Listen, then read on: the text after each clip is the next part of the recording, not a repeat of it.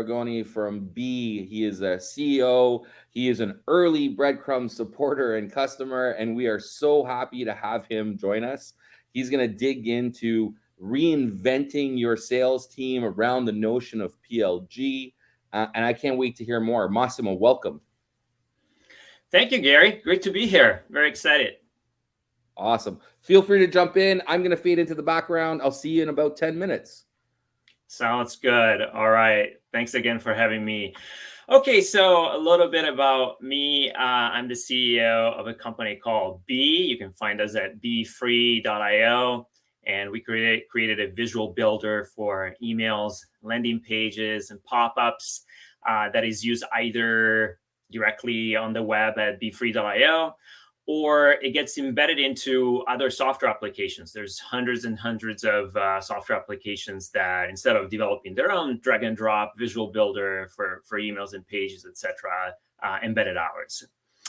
And a bit of an interesting factor about me: I grew up in Milan, Italy, fashion capital. In fact, as you can see in that image of me, I do sometimes wear a suit. And I ended up in the U.S. Back in 1995, where I studied at UCLA, and I'm a big basketball fan, and UCLA won the NCAA basketball championship that year. So it was a lot of fun. It was exciting to be there. So B has been a product-led company from day one. We started way back, actually, in 2014 when we launched the first MVP of our visual builder. And since then, it was a free experience on the web. We got lucky with some good reviews online. It kind of took off, and so we've been very much a product-led company from day one. And today, although I'm a total imposter because I'm not a salesperson, I'm a product person at heart. But I'm going to try to talk about how, as a company, we've really had to reinvent how we do sales, and we are reinventing it every day. Because when you are a PLG company and things are going well for you, and you decide not to have just a self-service motion, but bring in a sales driven motion because you end up having larger customers or whatever, you really need to rethink about how sales works. So the good thing about being a PLG company where the product has a good product market fit is that the funnel does fill up with a bunch of people that start using your product, right? There's no prospects. They just start using your product. They become customers right away. They may be customers of a free plan, but still they're users of the product. They're your customers. And so when it comes to sales, how you qualify them, how you contact them, and what you do when you contact them changes completely. So let me give you right away a practical example. A large real estate company is a user of our B Pro product, our email and landing page builder. And we've had over 100 signups from this company. So real estate agents around the country, but also IT, marketing, etc. They start using the product. So how do you qualify them? Do you just qualify the individual user? Do you contact the individual user right away, or do you wait for them to become a heavier user of the product? Nine of them have become paying users. Not one large account. These are individual small accounts, right? So again, these are paying users of the product. What do you do to figure out how to possibly turn those into a larger account? In this case, for example, we've been researching the account for months, and we still have not gotten to the point where individual subscriptions become a larger account. Clearly, there's a whole process that has to take place that is very different from a traditional sales process. So first of all, again, you have hundreds of users of your application in this case. The people that will contact them are contacting people that are already using the product. In some cases, they've been using the product for months. So the people in your sales team that will reach out and try to understand more about these customers or what they're doing, etc., they have to be very product focused. They're dealing not with a prospect, they're dealing with somebody that's been using the product for a long time, possibly more experience with some of the features than they have. So first of all, you have to have people on your sales team that are very product focused, very, very familiar with the product. Great if they're using the product themselves all the time, because they are dealing with people that are very familiar with the product that you're trying to have them upgrade, into possibly a higher plan, a larger plan, etc. Secondly, they have to be extremely curious about what's happening. So again, this, for example, is a real estate company. Hundreds of people signed up. Some of them converted to a paid plan. Who are they? What are they using the product for? Which area of the company do they work in? You need people that are very curious about what's happening with this customer. And then finally, it takes a lot of patience to figure out how to turn individual users of your application into potentially a larger account, right? This is what at Atlassian, for example, they call the enterprise advocate, because you need people that familiar with the product and curious about what's happening with your product within that organization, have the patience to just guide the customer into the next steps. And those next steps might take some time. So let me give you another example. Our largest customer to date of our B Pro email and landing page design suite is a pharmaceutical company. This is a large account, so almost $500,000 a year. So very, very large enterprise account. They have hundreds of users up the application. It took almost 2 years from the first time that somebody within this pharmaceutical company started designing emails with B Pro to the point where we signed an enterprise deal. 2 years is a long time. And turned out to be a very, very successful deal.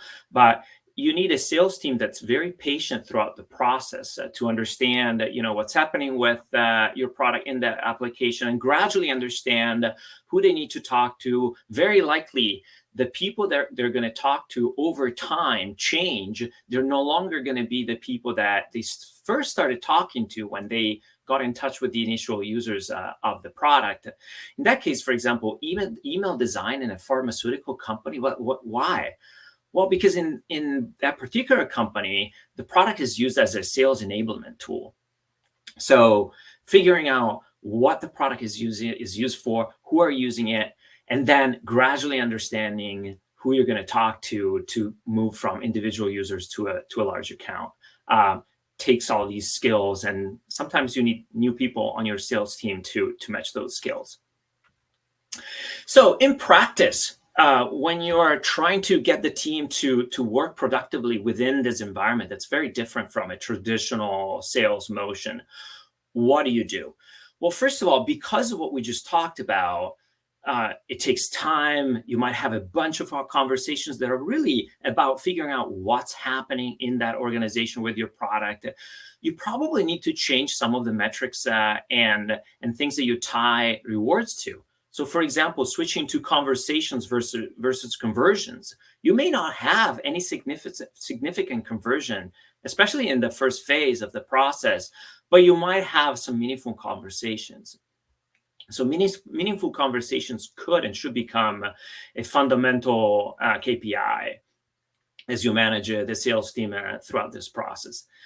The other thing is expansion MRR versus new business MRR. Again, there's not going to be one, in most cases, there's not going to be one big initial sale. You're going to have a ton of small conversions initially. And then if you're doing the job right, and if you have product market fit within that organization, you're probably going to see expansion MRR, right? The revenue, the growth tied to that account because of that patient work that these advocates, these consultants basically are doing with that customer. So switching from new business revenue to expansion revenue is probably going to be a good idea as well. And finally, to be able to really help the sales team assist the customer in that process, you're going to need a bunch of data. You're going to need the right applications. You need to give them context so that when they reach out, they have the right information about how they're using the product, who these people are within the organization. And so the data requires probably an investment in revenue operations, right? People that are making sure that the data is correct, the tools are correct. And of course, the tool like Breadcrumbs helps you with that, figuring out models to prioritize the people that you need to talk to. And when you talk to them, have an understanding of what you need to talk to them about. So revenue operations, for example, for us, it's a constant investment and a struggle, because as you know, there's so much data that's spread throughout your organization in terms of product analytics, demographics data, etc. So it requires an investment in time, in people, in dollar amounts, and it needs to be coupled with the other priorities that we just talked about to hopefully set up a team that can deliver on this. Again, in PLG, very likely, unless you choose to be completely self-service, you're going to have to have a different sales team, and you're going to have a sales team involved, but it's probably going to be a very different kind of selling. And hopefully, I give you, some pointers on that.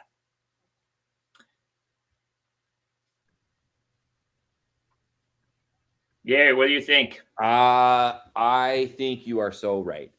And I think it's been a theme. A couple of people have talked about this. Jason Reichel was on here talking about how the notion of a repeatable sales process is no longer a thing. And I think that was a really catchy way of saying, hey, like the role of a seller, of an AE, has fundamentally changed. And we're back to this. It's funny, everything that's new, everything that's old is new again. We're very much back into like, hey, a consultative sale, like a meaningful connection at like every part of the customer journey. And anyways, that's how I interpret it. One, I wonder if you agree. And two, I think, how do organizations help sellers transition into that role? Yes. So yeah, totally agree. It's really consultants more than salespeople, because once you acknowledge that if you've chosen this path, right, you've chosen because it's a good fit for your business model to go the PLG route, then you're not dealing with prospects, or at least not in the traditional way. You're dealing with people that are already using your product. Sometimes they've been using it for a long time. They may know a lot about your product. And so how do you help it? First of all, you need to help the sales team become very proficient in your product. One of the ways is, get them to use the product. For example, we try to do that at B quite a bit. We actually have our sales team use our visual builder to create proposals for clients. So They actually use our drag and drop builder to create proposals that they send to their contacts. Yeah. So they are actually using the product themselves. And so that's for example, piece of advice that I definitely recommend. No, that's a great piece of advice, right? Like, them being intimate, and obviously it gets more difficult depending on what kind of solution and how big the solution and how technical the solution, but like getting sellers to like understand what the solution is, and more importantly, be able to like empathize with the pain or what the prospect or customer is trying to solve.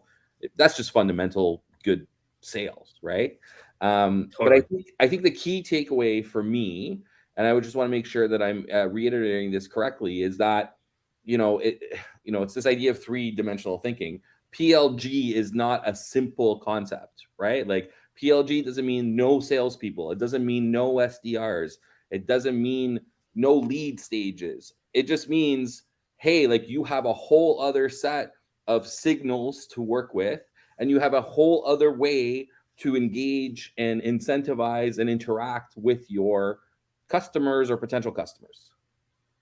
Absolutely. In fact, that quote that I put at the end of the slides by Jason Lemkin is exactly about that. Even if you are a PLG company, unless you choose to basically say, look, even if you are a larger company, I do not want to talk to you. I chose to just stay completely self-service, which is very, very rare. But unless you do that, then at some point you're going to have a sales team. And that sales team is a very different sales team. Comes in much later in the process, has to be very patient, very curious, as you said, understanding what problems, the product is fixing. And of course, then, the traditional stuff comes in with security reviews and contracts, etc. But in a different way, much later in the process.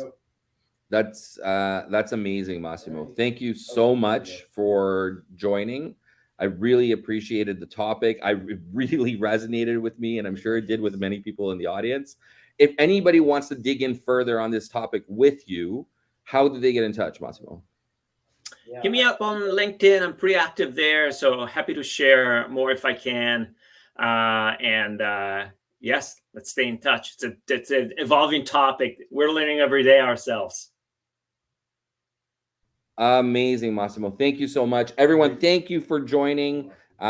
This is our last official session, but please jump onto stage one. Armando is going to be wrapping it up. Hope everyone had a blast. I certainly did. Massimo, thanks again. Thank you, Gary. Talk to you soon. Bye-bye. Bye.